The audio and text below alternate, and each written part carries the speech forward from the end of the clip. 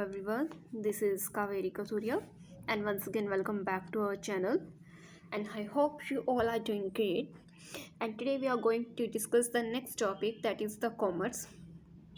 आपके chapter number 1, ठीक है, business studies class 11 chapter number 1 है आपका बिजनेस एंड इंट्रोडक्शन, और उसी के अंदर आपका एक टॉपिक आता है कॉमर्स। लास्ट टाइम हमने एक टर्म अंडरस्टैंड की थी, और उस टर्म के अंदर हमने क्या चीज़ सीखी थी कि आपका जो बिज़नेस है, ठीक है, हमने ये चीज़ सीखी थी सबसे पहले कि बिज़नेस जो है ये दो चीज़ें, दो टर्म्स, ठीक है, दो टर्म से मिलकर बनता है। एक आपकी होती है इंडस्ट्री, ठीक है, और एक आपकी क्या होती है, कॉमर्स। इंडस्ट्री और कॉमर्स, हमने ये दो चीज़ें जो है इसके अंदर इंक्लूड की थी। बिज़नेस क्या होता है, ये चीज़ हमने समझ ली थी कि बिज़नेस आपका एक इकोनॉमिक एक्टिविटी है, और इसका मेन पर्पस क्या होता है, इकोनॉमिक एक्टिविटी का मेन पर्पस होता है आप प्रॉफिट अर्न करना चाहते हैं, ठीक है। इसके बाद हमने देखा था कि इंडस्ट्री क्या होती है। इंडस्ट्री के अंदर हम क्या करते हैं, कन्वर्ज़न करते हैं। इंडस्ट्री में हम क्या करते हैं, कन्वर्ज़न। कन्वर्ज़न किस चीज़ का किया जाता है, कन्वर्ज़न ऑफ रॉ मटेरियल। आप रॉ मटेरियल को कन्वर्ट कर देते हैं, raw material into finish goods. किस में कन्वर्ट करते हैं, इनटू फिनिश गुड्स। आप इसको फिनिश्ड गुड में कन्वर्ट कर देते हैं, ये चीज़ हमने देखी थी, ठीक है। इसी के साथ अब एक टर्म है जिसको आज हम स्टार्ट करने वाले हैं, दैट इज़ कॉल्ड कॉमर्स। अब कॉमर्स का क्या मीनिंग होता है, देखो हमने यहाँ पर क्या किया, इंडस्ट्री की हेल्प से हमने प्रोडक्ट को तैयार किया, ठीक है। इंडस्ट्री की हेल्प से आपने क्या किया था, तैयार किया प्रोडक्ट। अब प्रोडक्ट जो है ऐसे तो नहीं बन जाता मजाक मजाक में प्रोडक्ट बन गया। प्रोडक्ट को बनाने के लिए कुछ प्रोसेस होते हैं, और उस प्रोसेस को हमें फॉलो करना होता है, ठीक है। अब प्रोडक्ट को बनाने में आप बहुत सी प्रॉब्लम्स फेस करते हैं।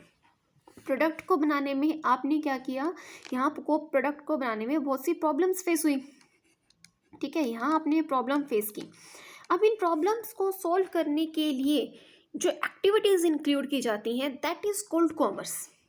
समझे, ये प्रोडक्ट बना, प्रोडक्ट को बनाने के लिए कुछ प्रॉब्लम्स आई, उन प्रॉब्लम्स को सॉल्व करने में जो एक्टिविटीज़ आपकी हेल्प करेंगी, that activities are called commerce. तो अगर इन शॉर्ट में मैं इसको लिखूं तो ये है क्या, sum of all those activities. Commerce में हम एक्टिविटीज़ इंक्लूड करते हैं, ठीक है।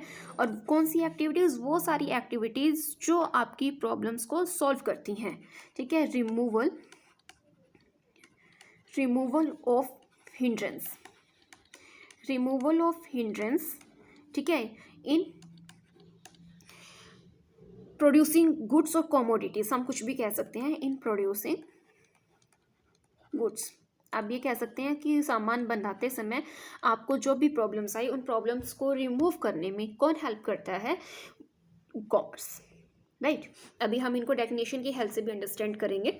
आइए एक बार हम इसकी डेफिनेशन देख लेते हैं। देखिए, अब हम इसको अंडरस्टैंड करते हैं एक आपकी डेफिनेशन से, या फिर हम कहें कि बुक की फॉर्मेशन में हम एक बार इसको चीज़ को समझ लेते हैं। अब देखिए, अगर कोई भी प्रोडक्ट बनाया जाता है, ठीक है, तो उस प्रोडक्ट को हम क्या करते हैं, उस प्रोडक्ट को हमें ट्रांसफ़र करना होता है। जहाँ प्रोडक्ट बना वहाँ से लेकर जहाँ उस प्रोडक्ट को यूज़ किया जाएगा वहाँ तक, मतलब प्लेस ऑफ प्रोडक्शन से आपको प्रोडक्ट पहुँचाना होता है प्लेस ऑफ कंजप्शन तक। और एक आपको जो है वे, इस रास्ते को फॉलो करना होता है, राइट। अब यहाँ से आपकी समस्या शुरू हो जाती है। Long and difficult way has to be covered in taking the finish product from the point of production to the point of consumption, right. अब इस दौरान आप यहाँ पर कुछ प्रॉब्लम्स को फेस करेंगे, राइट। अब क्या कहता है कि the work of production falls within the jurisdiction of industry. It means कि जो प्रोडक्शन का काम है, ये प्रोडक्शन का काम ये कहाँ होगा, आपका इंडस्ट्री में होगा, राइट। अब इंडस्ट्री से सामान बनेगा, मान लीजिए सामान बन गया, इंडस्ट्री से सामान बना, और इंडस्ट्री से सामान जाएगा किसके पास, इंडस्ट्री से पहले सामान जाएगा होलसेलर के पास, ठीक है। होलसेलर से सामान जाता है रिटेलर के पास। समझ रहे हैं चीज़ों को, मतलब first of all wholesaler dealers purchase the finish good from the factories. सबसे पहले वो फैक्ट्री से माल खरीदते हैं। Later on the same product is purchased by the retailer, फिर रिटेलर उसको परचेज करते हैं। And the last step in this process is the sale of goods to the consumer. और यहाँ पर रिटेलर आपका क्या करेगा, उसको कंज्यूमर को सेल कर देगा। तो ऐसा होता है कि सामान पॉइंट ऑफ प्रोडक्शन से पॉइंट ऑफ कंजप्शन तक सामान आपका पहुँच जाता है, right. But the matter doesn't and with this. आपके सामान कस्टमर तक पहुंच गया, सिर्फ इतना ही काफ़ी नहीं होता। यहाँ पे जो है इस प्रोसेस में आपको बहुत सी प्रॉब्लम्स को फेस करना पड़ता है। Just as mean of transport, आपको सामान यहाँ से यहाँ तक पहुँचाना है तो यहाँ पे आपको ट्रांसपोर्टेशन की ज़रूरत पड़ेगी, राइट। ट्रांसपोर्टेशन को यूज़ करके आपका सामान एक जगह से दूसरी जगह पर पहुँचेगा। अब जब सामान पहुँच रहा है तो उसको सेफली प्रोवाइड वहाँ पर पहुँचाने के लिए आपको इंश्योरेंस भी चाहिए, ठीक है। अब इंश्योरेंस तक पहुंच गया, उसके बाद आपको जो है प्रोडक्ट की एडवर्टाइजमेंट भी करवानी होती है। प्रोडक्ट को सम टाइम आपको वेयर हाउसेस में जो है स्टोर करके भी रखना होता है। तो ऐसी बहुत सी प्रॉब्लम्स को आपको फेस करना पड़ता है। अब इन्हीं सभी प्रॉब्लम्स को सॉल्व करने के लिए, ठीक है, हम कुछ एक्टिविटीज़ करते हैं ताकि हम इन प्रॉब्लम्स को सॉल्व कर पाएँ। अब आइए एक बार डेफिनेशन इसकी देखते हैं हम, ठीक है।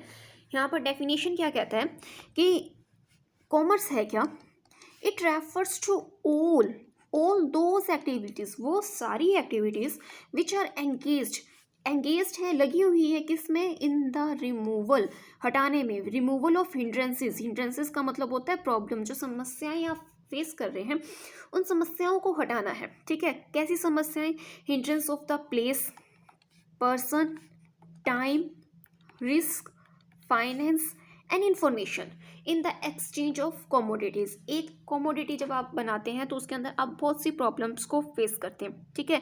इन सभी प्रॉब्लम्स को रिमूव करने में जो एक्टिविटी आपकी हेल्प करती है, this activity is called commerce, right. तो आपको ये चीज़ यहाँ पर ध्यान रखनी है। Commerce includes the purchase sale of things, ठीक है, परचेज सेल करते हैं थिंग्स का, and related with removing the all difficulties in connection with them. सामान भी बनेगा, परचेज सेल होगा सामान का, सामान बनेगा इंडस्ट्री में, परचेज सेल होगा कॉमर्स में, उसी के साथ जो प्रॉब्लम्स होंगी उनको भी हटाया जाएगा, all difficulties in connection with them, right. तो यहाँ पर ये चीज़ें आपको ध्यान रखनी है। आई होप यहाँ तक आपको कॉमर्स का मीनिंग जो है क्लियर हो गया होगा। तो अब आपको क्या ध्यान रखना है, बिजनेस है क्या, business is equal industry plus commerce, ठीक है। इंडस्ट्री में सामान जो है बनाया जाएगा, ठीक है। अब यहाँ पर क्या होगा, गुड्स एंड सर्विसेज प्रोड्यूस होंगी, यहाँ पर गुड्स एंड सर्विसेज प्रोड्यूस की जाएंगी, यहाँ पर उनका सेल एंड परचेज होगा, ठीक है। सेल एंड परचेज करेंगे, सेल एंड परचेज के साथ साथ अब आपको क्या करना है, सेल एंड परचेज के साथ साथ यहाँ पर रिमूव किया जाएगा, किस चीज़ को रिमूव किया जाएगा, रिमूव ऑल हिंड्रेंसेस, जितनी भी प्रॉब्लम्स हम यहाँ फेस करते हैं, remove all hindrances in connection with them, ठीक है। बिजनेस से रिलेटेड जितनी भी प्रॉब्लम्स हैं बिजनेस के कनेक्शन में, ठीक है, इन कनेक्शन विद देम, वो सारी प्रॉब्लम्स हटा दी जाएंगी। और इन कनेक्शन विद देम का मतलब अगर आप थोड़ा और डीपली समझें तो मतलब कि यहाँ से आप ले सकते हैं पॉइंट ऑफ प्रोडक्शन, राइट, जहाँ से सामान बना वहाँ से point of production two point of consumption, यहाँ तक की सारी समस्याएं आपको दूर करनी है, यहाँ तक, ठीक है। कंजप्शन ये आपको रिमूव करनी होती है। तो ये आपका कहलाता है ओवरऑल इक्वेशन क्या है आपकी, business is equal industry plus commerce, right. I hope यहाँ तक कि आपको मीनिंग क्लियर होगा।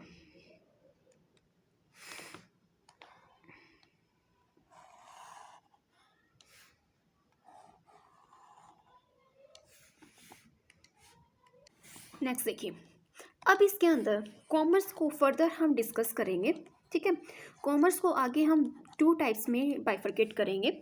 फर्स्ट आपकी होती है ट्रेड, ठीक है, पहली आपकी कहलाती है ट्रेड और दूसरी आपकी कहलाती है auxiliaries to trade. Second is known as auxiliaries to trade, ठीक है। ये 2 टर्म है आपकी। अब देखिए, सबसे पहले क्या कहता है कि ट्रेड क्या है। ट्रेड की अगर आप बात करते हैं तो ये रेफर करता है purchase and sale of goods. इसके अंदर क्या होगा, देखो हमने कॉमर्स में कहा था 2 काम होंगे, एक तो परचेज सेल भी होगा और दूसरी प्रॉब्लम्स भी रिमूव की जाएंगी। तो जो परचेज सेल का काम है वो कहलाता है आपका ट्रेड में, इसमें आ जाता है purchase and sale of goods and services, purchase and sale, ठीक है, purchase and sale of goods and services with profit motive, goods and services with profit motive.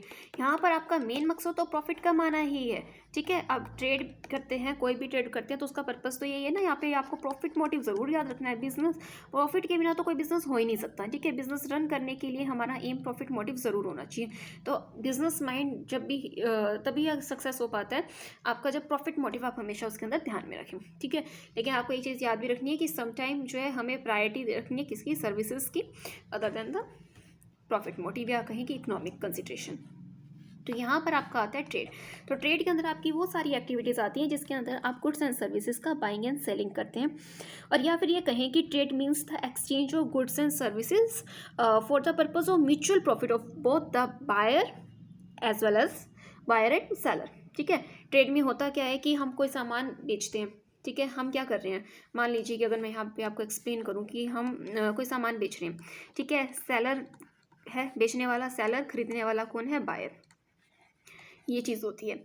अब बेचने वाले का एम क्या है, प्रॉफिट अर्न करना है, और ख़रीदने वाले का एम क्या है कि उसको सेटिस्फेक्शन चाहिए। आप कोई सामान खरीदते हैं और आपको वो सामान खरीदने से संतुष्टि चाहिए होती है। इन केस अगर आपको उससे सेटिस्फेक्शन ही नहीं मिला तो आप क्या उस सामान को वापस खरीदेंगे, आगे नहीं खरीदेंगे। तो यहाँ पर क्या है कि हम ये कह सकते हैं ट्रेड क्या है, ट्रेड एक ऐसी एक्टिविटी है जिसके अंदर गुड्स एंड सर्विसेज को एक्सचेंज करते हैं for the purpose of mutual profit, ठीक है। या फिर ये कहें कि mutual benefit of both the seller as well as of buyer, दोनों का ही म्यूचुअल बेनिफिट होता है, ठीक है। दोनों को कुछ ना कुछ एक दूसरे से मिल रहा है, दैट इज कॉल्ड ट्रेड। अब एक इम्पॉर्टेंट टर्म हमें यहाँ देखते हैं नेक्स्ट आगे, ठीक है। अब जो ट्रेड करता है, ठीक है, जो ट्रेड करता है उसको आप क्या कहेंगे, आप उसको कहेंगे ट्रेडर, ठीक है। आप उसको कहेंगे ट्रेडर। तो ट्रेडर कौन है, हु परफॉर्म ट्रेडिंग एक्टिविटीज़, ठीक है। Who perform these activities that is called trading activities, who perform trading activities, जो ये एक्टिविटीज़ करता है उसको हम बोलते हैं ट्रेडर। ये चीज़ याद रखनी है, ठीक है। और इन एक्टिविटीज़ को, इन ट्रेडिंग एक्टिविटीज़ को हम क्या बोलते हैं, ट्रेड। ये भी चीज़ आप याद रखना। ट्रेडिंग एक्टिविटीज़ को तो ट्रेड बोलते हैं और जो ये एक्टिविटीज़ करता है उसको ट्रेडर बोलते हैं। So trade can be carried on the smallest as well as largest scale. ऐसा नहीं है कि ट्रेड आपका सिर्फ बड़े पैमाने पर किया जाता है, ये आपका लार्जेस्ट स्केल पे भी हो सकता है, ठीक है, बड़े पैमाने पर, और ये आपका स्मॉलेस्ट स्केल पर भी हो सकता है। तो छोटा होगा तब भी वो ट्रेड ही कहलाएगा और बड़ा होगा तो वो भी ट्रेड ही कहलाएगा। अब टाटा बिरला है जो, ठीक है, इन लोगों के बिजनेस भी तो वो ट्रेड ही कहलाते हैं। और अगर किसी की छोटी सी कन्फेक्शनरी की शॉप है तो वो उसके लिए वो उसका ट्रेड है। तो पैमाने से कुछ नहीं है, लार्जेस्ट एंड स्मॉलेस्ट स्केल हो सकता है, राइट। सो नेक्स्ट देखिए, नेक्स्ट इसके अंदर हम डिस्कस करते हैं क्लासिफिकेशन ऑफ ट्रेड। अब ट्रेड का क्लासिफिकेशन हम डिस्कस करते हैं, क्लासिफिकेशन ऑफ ट्रेड। अभी कुछ टर्म्स हैं यहाँ पर, हम उसको अंडरस्टैंड कर लेते हैं, आपका एक टॉपिक कंप्लीट हो जाएगा क्लासिफिकेशन ऑफ ट्रेड का। अब इस क्लासिफिकेशन ऑफ ट्रेड की अगर हम बात करें तो सबसे पहले इसके अंदर आता है होम ट्रेड। अब इनको हम अंडरस्टैंड करेंगे, होम ट्रेड क्या होता है। होम ट्रेड क्या होता है, जब भी आप सामान खरीदते या बेचते हैं, ठीक है, buying and selling of things take place within the national boundary. अगर हम अपने देश के अंदर ही, ठीक है, नेशनल बाउंड्री के विद इन, अब ये मान लीजिए कि ये हमारी नेशनल बाउंड्री है और इसी के अंदर अगर आप ट्रेड करते हैं that is called home trade, ठीक है। अब होम ट्रेड के अंदर अगर आप बात करें तो इसके भी आगे 3 लेवल होते हैं, होम ट्रेड को फर्दर डिवाइड किया जाता है। तो फर्स्ट आपका क्या आता है, लोकल ट्रेड, और नेक्स्ट आपका आता है एक स्टेट ट्रेड, ठीक है, और फिर एक आपका आता है इंटरस्टेट ट्रेड। अब ये कई चीज़ें हैं। लोकल ट्रेड का क्या मीनिंग होता है, जब ट्रेड लिमिटेड होता है, ठीक है, मान लीजिए किसी छोटे से गांव तक, किसी स्मॉल विलेज टू टाउन, किसी डिस्ट्रिक्ट तक, तो इसको हम बोलते हैं local trade. When trade is limited to some village, town और डिस्ट्रिक्ट, तो इसको आप बोलते हैं लोकल ट्रेड, जिसके अंदर हम बेसिकली क्या बेचते हैं, पेरिशेबल नेचर के गुड्स, जैसे फ्रेश फ्रूट्स हैं, स्वीट्स हैं, मिल्क, वेजिटेबल्स, तो ये सब आपकी लोकल एरिया में ही बिकते हैं, सामान मिल जाता है, that is called local trade. State trade में क्या आता है, जब आप ट्रेडिंग करते हैं अबव द लोकल, ठीक है। अब इसकी स्टेट के अंदर क्या करेंगे आप, लोकल से तो अबव है लेकिन बिलो किससे है, इंटरस्टेट से, मतलब आप with in the state trade करते हैं। जैसे फॉर एग्जांपल इसके अंदर आप बिजनेस ले लीजिए, सिंपल एक पर्टिकुलर मैं बात करूं, सिर्फ आप हरियाणा के अंदर बिजनेस कर रहे हैं तो वो क्या कहलाएगा आपका, स्टेट ट्रेड। जैसे आप ट्रेड कर रहे हैं पल्सेस में, यूटेंसिल्स में, ठीक है, तो आप सिर्फ एक पर्टिकुलर, मान लीजिए कि ये हरियाणा है, ठीक है, आप यहाँ हरियाणा के अंदर ही अलग अलग डिस्ट्रिक्ट्स में, डिफरेंट डिफरेंट डिस्ट्रिक्ट्स में ट्रेड करते हैं, तो ये आपका ट्रेड कैसा कहलाएगा? State trade. ठीक है, ये कहलाएगा स्टेट ट्रेड। आप एक पर्टिकुलर स्टेट के अंदर ट्रेडिंग कर रहे हैं, that is called state trade. इसके बाद आता है इंटर स्टेट। ठीक है, इंटर स्टेट का मतलब क्या है? जब ट्रेडिंग एक्टिविटीज़ डिफरेंट स्टेट के अंदर की जाती है। मान लीजिए कि आप यहाँ पंजाब में भी बिजनेस कर रहे हैं, आप हरियाणा में भी बिजनेस कर रहे हैं, आप राजस्थान में भी बिजनेस कर रहे हैं, आप अलग अलग स्टेट्स में बिजनेस कर रहे हैं। ठीक है, बाइंग सेलिंग की एक्टिविटीज़ आपकी एक स्टेट में नहीं कई स्टेट्स में चलती है, that is called inter state trade. और या फिर यह कहेंगे ट्रेड ऑन इंटरनेशनल लेवल। आप जो ये आपका ये एग्जाम्पल है ना इंटर स्टेट, आप इसको ये भी कह सकते हैं, इंटर स्टेट भी कह सकते हैं, और इसी के साथ साथ आप ये कह सकते हैं trade on trade on national level. ठीक है, नेशनल लेवल पर आप ट्रेड कर रहे हैं, क्योंकि आप देखो सभी मतलब डिफरेंट डिफरेंट स्टेट्स में कर रहे हो, तो मतलब आपका ट्रेड जो है नेशनल लेवल का है। ठीक है, तो ये चीज़ आपको यहाँ पर याद रखनी है। फॉर एग्जांपल आप इसके अंदर शुगर का एग्जांपल ले सकते हो, क्लॉथ्स है, मशीनरीज हैं, आपने मशीनरीज बनाई और आपकी मशीनरी जो है अलग अलग स्टेट्स में जो उनकी डिमांड है। ठीक है, तो ये चीज़ें आपकी एग्जांपल हो जाएंगी इंटर स्टेट ट्रेड की। तो 3 यहाँ पर एग्जाम्पल हैं, पहले लोकल, फिर आपका आता है स्टेट, और फिर ये आपका आता है इंटर स्टेट। ठीक है, 3 होते हैं आपके होम ट्रेड के अंदर। ये होम ट्रेड के सारे ये टाइप्स हैं होम ट्रेड के ही। होम ट्रेड मतलब with in the national boundary के अंदर जब आप करते हैं, राइट। नेक्स्ट देखिए, नेक्स्ट टर्म आपकी आती है होलसेलर और रिटेलर। नेक्स्ट टर्म आपकी है यहाँ पर होलसेलर और रिटेलर की। ठीक है, देखिए होलसेलर, होलसेलर कौन होते हैं ये टर्म हम कर लेते हैं, बाकी का हम जो है नेक्स्ट उसमें डिस्कस कर लेंगे, हमारा उसके अंदर हो जाएगा। ठीक है, होलसेलर, होलसेलर कौन होता है? जो आपसे बल्क में सामान खरीदता है। ठीक है, एक होलसेलर होता है, एक आपका रिटेलर होता है। तो हम दोनों को ही डिस्कस कर लेते हैं। रिटेल, अब एक तो होलसेलर और एक रिटेलर। देखिए अब इसके अंदर क्या आया कि जब होलसेल ट्रेड होता है, ठीक है, होलसेल ट्रेड के अंदर आपका आता है कि जब, ठीक है, देखिए हम बोलते हैं यहाँ पर होलसेल ट्रेड, आपने एक वर्ड सुना होगा। ठीक है, होलसेल ट्रेड, होलसेल ट्रेड का मतलब क्या होता है कि एक पर्सन जिसको हम बोलते हैं होलसेलर। ठीक है, होलसेलर क्या करता है? होलसेल ट्रेड में होता क्या है? बेसिकली बाइंग एंड सेलिंग की एक्टिविटीज़ जो होती है। ठीक है, ये चीज़ याद रखें, buying and selling. Buying and selling की जो एक्टिविटीज़ होती हैं यहाँ पर वो करते हैं लार्ज क्वांटिटीज़ में, मतलब कि लार्ज क्वांटिटी में प्रोड्यूसर से सामान खरीदा जाता है, या फिर ये कहें कि ऑथोराइज्ड डीलर से सामान खरीदा जाता है, और आगे ये सेल करता है स्मॉल स्मॉल क्वांटिटीज़ में। ठीक है, आप ये कह दीजिए बाइंग ऑफ गुड्स। ठीक है, buying of goods in large quantity, खरीदते हैं लार्ज क्वांटिटी में। ठीक है, लार्ज क्वांटिटी में खरीदते हैं, आगे सेल करते हैं, एंड सेलिंग द सेम, आगे बेचेंगे किसको? Selling the same in small quantities. ठीक है, स्मॉल स्मॉल क्वांटिटीज़ में। अब ये बताओ कि स्मॉल स्मॉल क्वांटिटी में बेचेंगे किसको? स्मॉल स्मॉल क्वांटिटी में बेचा जाता है किसको? रिटेलर को। ठीक है, आगे मतलब इन्होंने क्या किया? सबसे पहले एक प्रोड्यूसर है, ठीक है, प्रोड्यूसर ने बहुत सारा सामान बनाया और इसने क्या किया? बल्क में, ठीक है, बल्क में सामान किसको बेच दिया? होलसेलर को। होलसेलर इससे ले गया, ठीक है, होलसेलर ले गया। अब होलसेलर क्या करेगा? आगे कई सारे रिटेलर्स को बेच देगा। ठीक है, कई सारे रिटेलर्स को बेच देगा, रिटेलर 1, रिटेलर 2, रिटेलर 3, कई रिटेलर इससे ले जाएंगे सामान। ठीक है, दैट इज कॉल्ड, ये आपका कहलाता है होलसेल ट्रेड। ठीक है, अब इसके बाद आपका आता है रिटेलर। अब ये रिटेलर क्या करेगा? रिटेलर सामान लेगा होलसेलर से।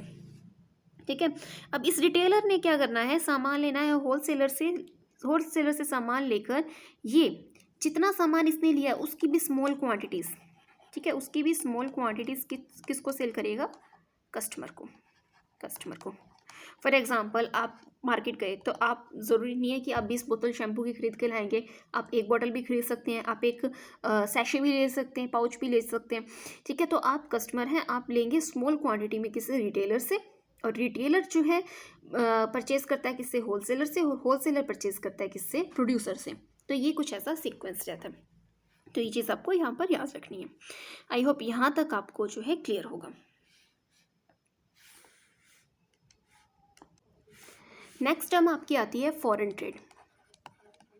फॉरेन ट्रेड, जब भी आप कोई ट्रेड करते हैं, बाइंग एंड सेलिंग की एक्टिविटी करते हैं आउट ऑफ नेशनल बाउंड्री, ठीक है, नेशनल बाउंड्री से बाहर जाकर, that is called foreign trade. National boundary, out of national boundary अगर आप करते हैं that is called foreign trade. अब इसकी भी अपनी इंपॉर्टेंस होती है। फॉरेन ट्रेड की अगर बात करें तो इसकी इंपॉर्टेंस इंक्रीज हो रही है एवरीडे। हम सिर्फ एक कंट्री के साथ नहीं, हम बहुत सी कंट्रीज़ के साथ जो है आज के टाइम में डील करते हैं। अब ये डिपेंड करता है कि आपके प्रोडक्ट की डिमांड अदर कंट्रीज़ में है या नहीं है, राइट। अब ऐसा नहीं है कि सिर्फ सामान बेचते हैं अदर कंट्रीज़ को, हम उनसे खरीदते भी हैं। कोई ऐसा प्रोडक्ट जो हमारी कंट्री में अवेलेबल नहीं है तो हम जो है हम फॉरेन कंट्री से परचेज भी करते हैं। तो जब भी बाइंग एंड सेलिंग की एक्टिविटीज़ होगी आउट ऑफ नेशनल बाउंड्री तो आप उसको कहेंगे फॉरेन ट्रेड। अब इसके अंदर फर्स्ट पार्ट आपका आता है इम्पोर्ट ट्रेड। इम्पोर्ट ट्रेड के अंदर आप क्या करते हैं, जब भी कोई बिजनेसमैन सामान को खरीदता है, ठीक है, businessman of a country buy some goods from the businessman of another country. अगर एक बिजनेसमैन दूसरी कंट्री से सामान खरीदता है, फॉर एग्जांपल मान लीजिए ये इंडिया है, ठीक है, ये यूएसए है। अब इंडिया ने अगर सामान खरीदा है यूएसए से, हमारी कंट्री में सामान आ रहा है, कहाँ से आ रहा है, यूएसए से आ रहा है, ठीक है, तो ये क्या कहलाएगा कि हम क्या कर रहे हैं, इम्पोर्ट कर रहे हैं। क्या कहेंगे आप इसको कि हम इंपोर्ट कर रहे हैं, इंडिया इंपोर्ट कर रहा है सामान का, कहाँ से, यूएसए से। तो हमारी कंट्री का कोई बिजनेसमैन खरीद रहा है यूएसए की किसी बिजनेसमैन से, that is called import trade, right. Next आपका आता है एक्सपोर्ट ट्रेड। नेक्स्ट है आपका एक्सपोर्ट ट्रेड। एक्सपोर्ट ट्रेड में क्या होता है कि जब एक कंट्री का बिजनेसमैन सामान बेचता है दूसरी कंट्री के बिजनेसमैन को, राइट। यहाँ पर हम क्या करेंगे, sell something to the trader of another country.